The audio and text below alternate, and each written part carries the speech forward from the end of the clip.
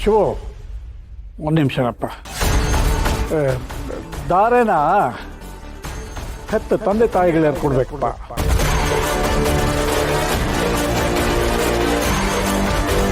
ಅಪ್ಪಯ್ಯ ನಮ್ಮ ಜೊತೆ ದಾರೆ ಇರ್ತಾರೆ ಮಾವ. ಅಯ್ಯೋ ದಡ್ಡ, ತಂದೆ ತಾಯಿ ಅಂದರೆ ಹೆತ್ತ ತಾಯಿ ದಾರೆ ಕೊಡಬೇಕು ಕಣೋ. ಹೆತ್ತ ತಾಯಿ ತನ್ನ ಕೈಯಾರೆ ದಾರೆ ಏರ್ಕೊಡ್ತಿದ್ದೆ, ಅದು ಮದುವೆ ಅಂತ ಅನ್ನಿಸ್ಕೊಳ್ಳುತ್ತೇನೋ. ಏನ್ರಪ್ಪ?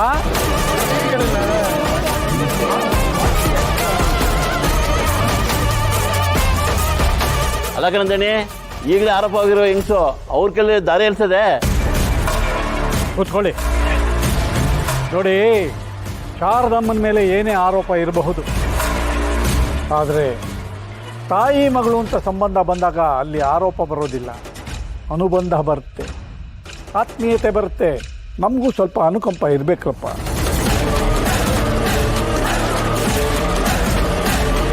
ಆದ್ದರಿಂದ ಎಲ್ಲ ಶಾಸ್ತ್ರದ ಪ್ರಕಾರನೇ ನಡಿಬೇಕು, ಹಾಗೆ ನಡೆಯುತ್ತೆ. ದೊರೆ ಮಗನ ಮದುವೆ ನಾ ಹೆಂಗಿರ್ಬೇಕು ಅನ್ನೋ ತೋರಿಸ್ಕೊಟ್ರು ನಮ್ಮ ದಣಿಗಳು. ವೀರಭದ್ರಯ್ಯನವರಿಗೆ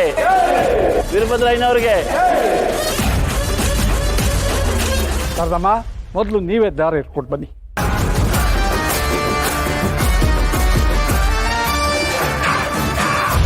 ಬನ್ನಿ ಬನ್ನಿ.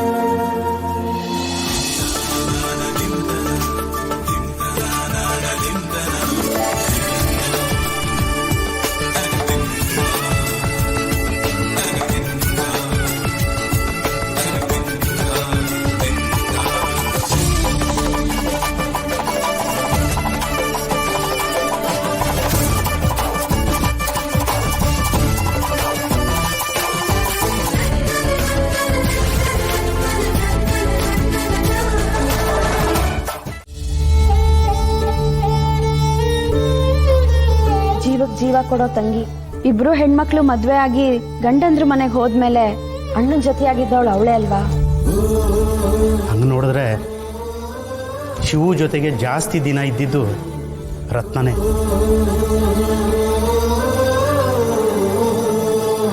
ನನಗೆ ರತ್ನ ನಮ್ಮ ಮನೆಗೆ ಬರ್ತಿದ್ದಾಳೆ ಅನ್ನೋ ಖುಷಿಗಿಂತ ಅವಳನ್ನು ಕಳಿಸ್ಕೊಡ್ಬೇಕಾದ್ರೆ ನಮ್ಮ ಶಿವು ಎಷ್ಟು ನೊಂದ್ಕೋತಾನೋ ಅನ್ನೋ ದುಃಖನೇ ಜಾಸ್ತಿ ಆಗಿದೆ. ನನಗದನ್ನ ನೆನೆಸ್ಕೊಂಡ್ರೆ ಕಣ್ ತುಂಬಿ ಬರ್ತಿದೆ ಅಕ್ಕ. ಇನ್ನು ತಂಗಿರ್ನ ಹೆತ್ತು ತಂದೆಗಿಂತ ಹೆಚ್ಚಾಗಿ ನೋಡ್ಕೊಂಡಿರೋ ಶಿವುಗೆ ಎಷ್ಟು ದುಃಖ ಆಗ್ತಿರಲ್ಲ ಹೇಳು.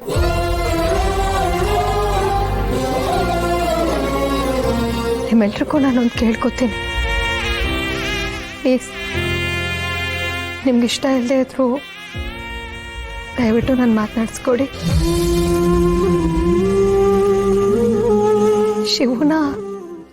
ಶಿವಣ್ಣ ಅಂತ ಕರ್ತಿರೋ ಮೊದಲನೇ ವ್ಯಕ್ತಿ ನಮ್ಮ ರತ್ನನ ಕಳಿಸ್ಕೊಡ್ತಿದ್ದೀವಿ ಅನ್ನೋದಕ್ಕಿಂತ ಹೆಚ್ಚಾಗಿ ನನ್ನ ತಂಗಿ ಇನ್ನು ಮುಂದೆ ನನ್ನ ಜೊತೆ ಇರಲ್ವಲ್ಲ ಅನ್ನೋ ನೋವೇ ನನ್ನ ಮಾವಂಗೆ ಹೆಚ್ಚಾಗಿರುತ್ತೆ.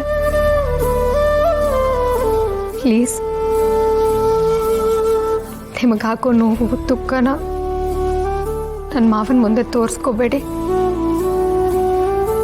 ಕೈ ಮುಗ್ದು ಕೇಳ್ಕೊತೀನಿ.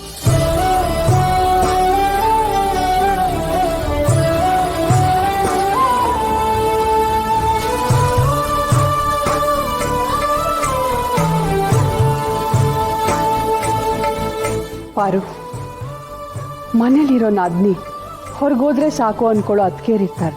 ಆದರೆ ನೀನು ನಿನ್ನ ಗಂಡ ನಾದ್ನಿ ಇವ್ರ ಬಗ್ಗೆ ಎಷ್ಟೊಂದು ಯೋಚನೆ ಮಾಡ್ತೀಯಮ್ಮ. ಆಯ್ತಮ್ಮ, ನೀನು ಹೇಳ್ದಂಗೆ ಆಗಲಿ.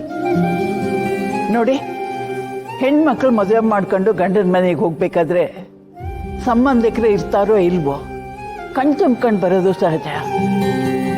ಆ ಹುಡುಗಿನ ಸಂತೋಷವಾಗಿ ಕಳಿಸ್ಕೊಡಿ. ಆದರೆ ಶಿವಗೋಸ್ಕರ ಆದರೂ ದಯವಿಟ್ಟು ಯಾರೂ ಕಣ್ಣೀರು ಹಾಕ್ಬೇಡಿ.